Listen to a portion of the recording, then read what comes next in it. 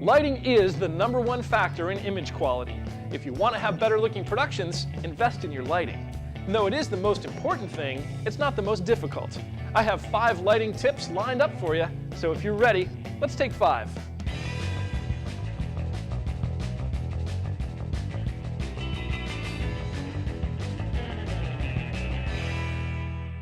There's no substitute for good lighting. The fact is, if you start with grainy, poorly lit footage, your end result's going to be compromised. And no matter what people might try to tell you, it really doesn't matter how good your camera or editing software are. Even the best equipment can't make up for lackadaisical lighting. In this episode, I'll share 5 tips from my own experience to help you light right. Tip number 1, shoot for 3. 3-point lighting is the time-tested standard for lighting talent for TV and film.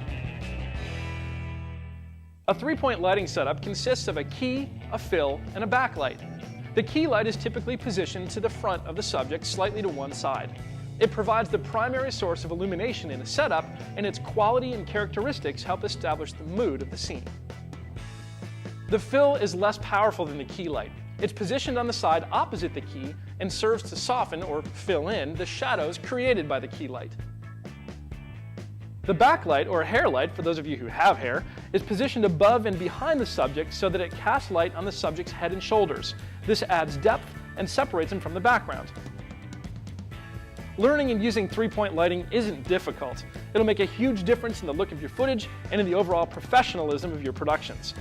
If you're not using it, it's time to start. Tip number 2, set the mood with shadows. Shadows help create the illusion of depth on a 2-dimensional screen. When a bright key light is positioned close to the camera at the 6 o'clock position, the result is what we call flat lighting. Flat lighting is emotionally neutral. If you're doing news, this might be fine. But if you want to add emotion, merely flooding your subject with bright flat light isn't enough. Generally speaking, flat lighting comes across as lazy lighting. Lighting can be used to move and manipulate shadows to create the illusion of depth on a flat screen. To add depth, position the key light so that it strikes your subject at an angle, not straight on.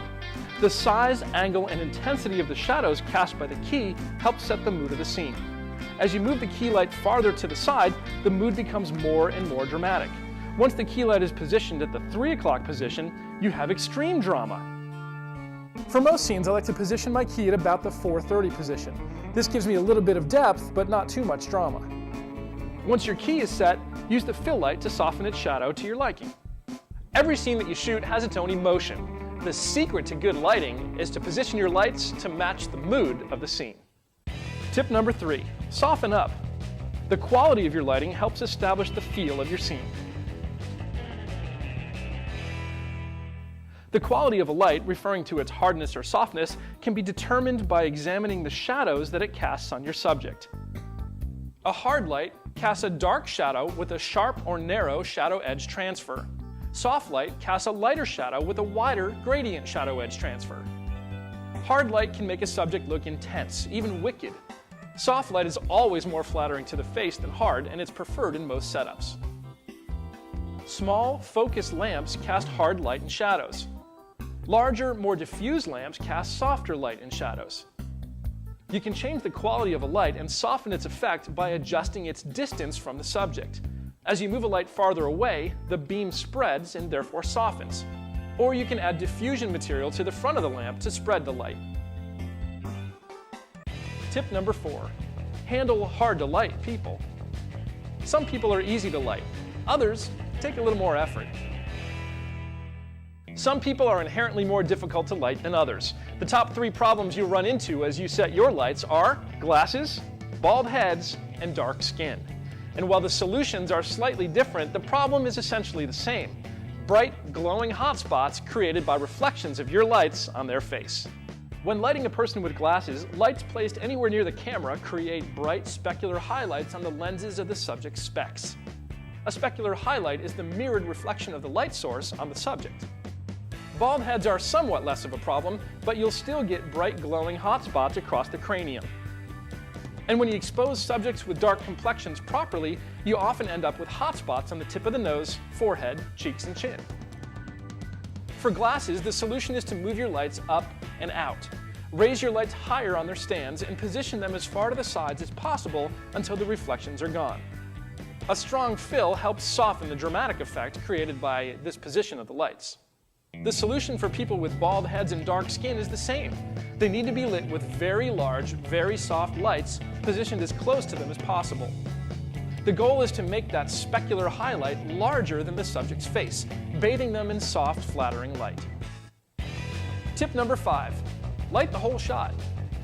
There's more to lighting a subject than just lighting the subject.